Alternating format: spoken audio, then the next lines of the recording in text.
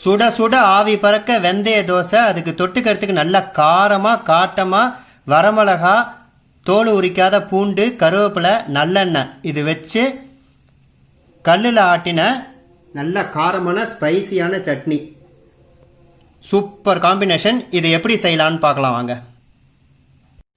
Hi, hello, வணக்கம் and welcome to my YouTube channel slides factory. நான் உங்கள் வெங்கட். இன்றைக்கி நம்ம சேனலில் ஒரு குக்கரி ரெசிபி தான் பார்க்க போகிறோம். இன்க்ரீடியன்ஸ் எல்லாம் பார்த்தவொடனே உங்களுக்கு தெரிஞ்சிருக்கும்.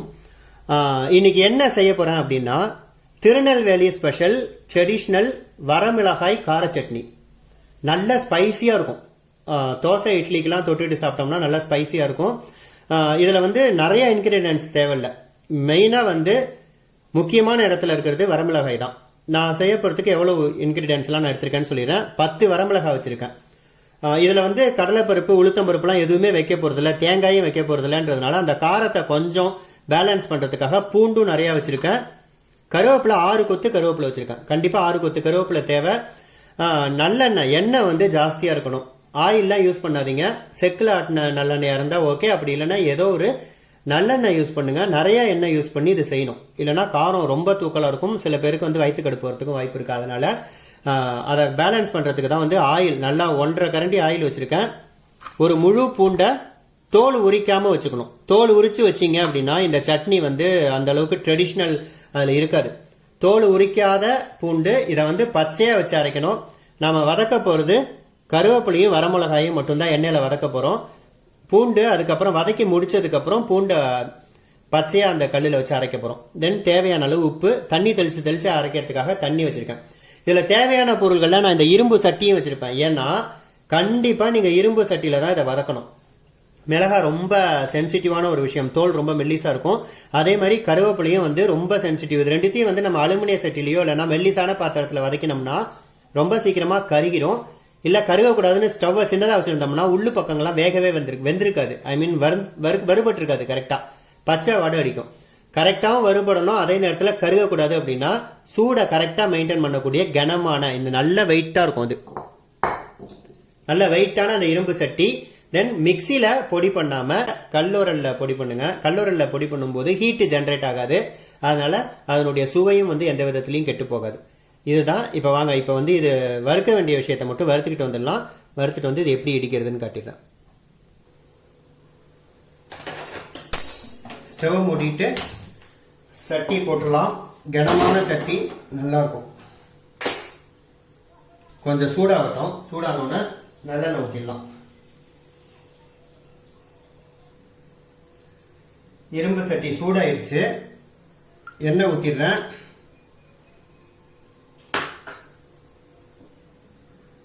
எண்ணெய் சூடானோன்னா முதல்ல கருவேப்பிலையை போட்டு பொரிச்சுக்கணும். எண்ணெய் நல்லா சூடாயிடுச்சு. கருவேப்பிலையை போட்டுக்கலாம். கருவேப்பிலை நல்லா மொறுமொறுன்னு பொரியணும். இந்த மிக்சருக்கெல்லாம் கருவேப்பிலை வறுப்பாங்களே அதை போல வறுக்கணும் கருவேப்பிலையை.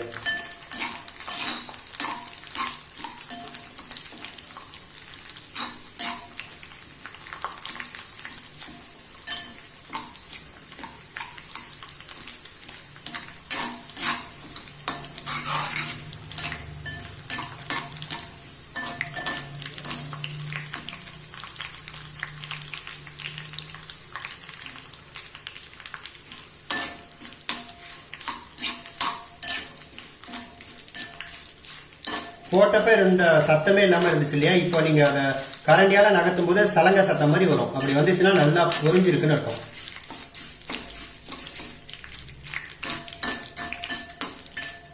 இந்த மாதிரி நேரத்தில் எடுத்து வச்ச மிளகாயை போட்டுருங்க. மிளகாயை கிள்ளி போடாதீங்க, அப்படியே முழுசாக போடுங்க. கிள்ளி போட்டிங்கன்னா அதுக்குள்ளேருந்து அந்த விதையெல்லாம் வெளியில் எண்ணெயில் விதையெல்லாம் கருகிரும். அப்போ அந்த சட்னிலையும் கருப்பு கருப்பாக அந்த விதை தெரியும். அதனால் முழுசாக போடுங்க. இதில் கருவேப்பிலை தான் நல்லா பொரியணும். வரமிளகாய் இந்த கலர் மாறினோன்னு எடுத்துடணும். ரொம்ப கருகடிச்சிடக்கூடாது. கரெக்டாக போட்டு இந்த கலர் மாறுற நேரத்துக்கு எடுத்துடணும். நீங்கள்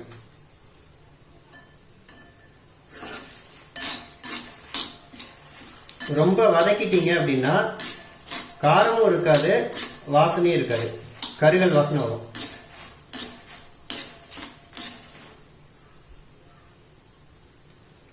இந்த கலர் மாறிடுச்சு. ஸ்டவ் ஆஃப் பண்ணிவிட்டு எடுத்துடலாம்.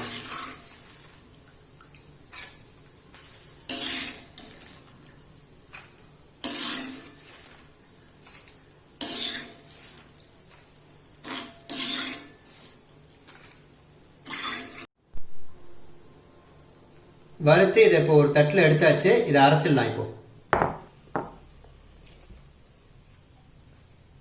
சின்ன உரலாக இருக்கிறதுனால நான் 2ஆக போடலாமான்னு பார்க்குறேன். 2 தடவையாக தான் போடணும். ஸோ கொஞ்சம் தென் பச்சை தோல் உரிக்காத பூண்டு அதில் பாதி போட்டுக்கிறேன். உப்பு ஃபுல்லாக வச்சிடுறேன்.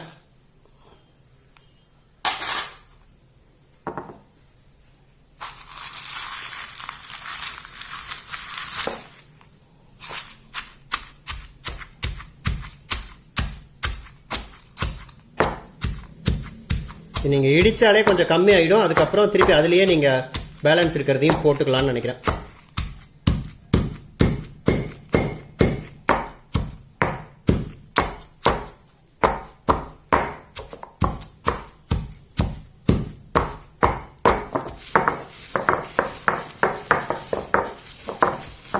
இடிக்கும் போதே அந்த வறுத்த வரமிளகா, கருவேப்பிலை, இது கூட வந்து அந்த தோல் உரிக்காத பச்சை பூண்டு, வதக்கின நல்லெண்ணெய், இந்த எல்லா ஸ்மெல்லும் கம கமன்னு வருது.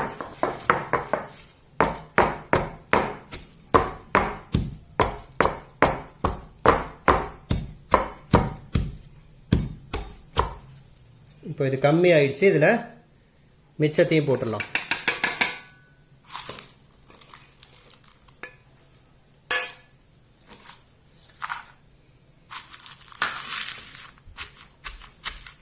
நல்லா கிரன்ச்சியாக இருக்குது பாருங்கள். கருக்கு முறுக்குன்னு சவுண்டு வருது. அந்த அளவுக்கு வறுக்கணும். அதை கொஞ்சமாக தண்ணி ஊற்றி தான் இதை அரைக்கணும்.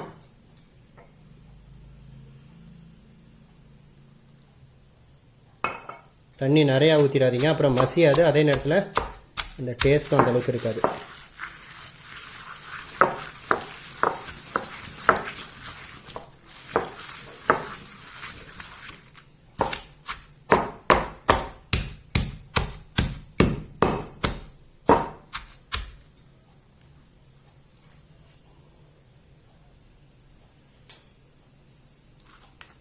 தண்ணி ஊற்றி ஊற்றி அரைச்சிட்டு இருக்கேன். ரொம்ப தண்ணி தெளிக்கல, ஓரளவு தான். நம்ம வந்து தண்ணி ரொம்ப தெளித்தோம்னா நல்லா இருக்காது. இதை இப்போ அரைச்சி ஓரளவு நல்லாவே மசிஞ்சு வந்துடுச்சு. அது பூண்டு தோலோடு போட்டதுனால பூண்டு தோல் மட்டும் அப்படியே தான் இருக்கும். அது ஒன்றும் பண்ண முடியாது. ஏன்னா சாப்பிடும்போது அது நல்லாயிருக்கும். கரண்டியால் நல்லா நகர்த்தி விட்டுட்டு இன்னும் கொஞ்சம் நேரம் அரைக்கணும். அதை இன்னும் கொஞ்சம் நேரம் அரைச்சாதான் நல்லா இன்னும் கொஞ்சம் தொட்டுக்கிற அளவுக்கு பதத்துக்கு வரும்.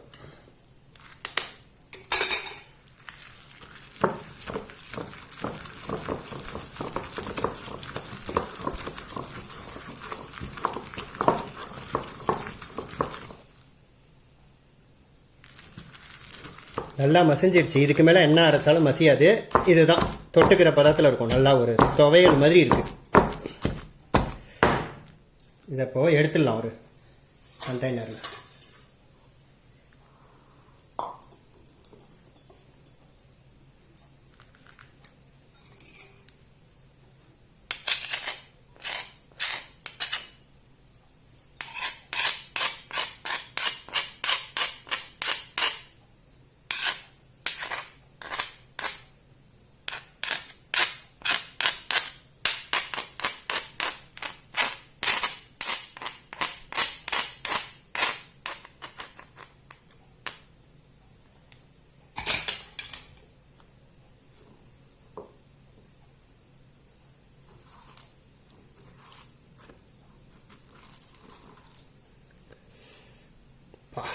எவ்வளோ புரட்சிகரமாக இருக்குது பாருங்கள்.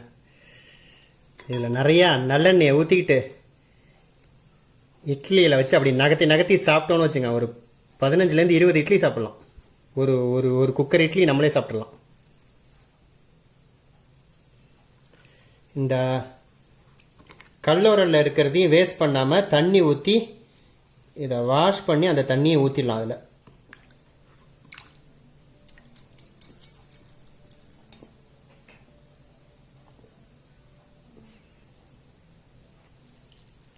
அவ்வளோதான். ஏன்னா கொஞ்சம் இந்த தண்ணி ஊற்றிட்டோம்னா நல்லாயிருக்கும். நல்ல ஸ்பைசியான வரமிளகா கார சட்னி தோல் உரிக்காத பூண்டோட ட்ரெடிஷ்னலான மெத்தடில் தயார் பண்ணி காமிச்சிருக்கேன். நீங்கள் வீட்டில் செஞ்சு சாப்பிட்டு பாருங்கள். டேஸ்ட் நல்லா வந்துச்சுன்னா எனக்கு கமெண்ட் பண்ணி சொல்லுங்கள். இந்த வீடியோ பயனுள்ள வீடியோன்னு நீங்கள் நினச்சிங்கன்னா உங்களுடைய ஃப்ரெண்ட்ஸ் எல்லாருக்குமே ஷேர் பண்ணுங்கள். என்னுடைய சேனலை சப்ஸ்கிரைப் பண்ணுங்கள். தேங்க்ஸ் ஃபார் வாட்சிங். இன்னும் ஒரு அருமையான ஒரு வீடியோவுடன் உங்களை சந்திக்கும் வரை உங்களிடமிருந்து விடைபெறுவது உங்கள் வெங்கட்.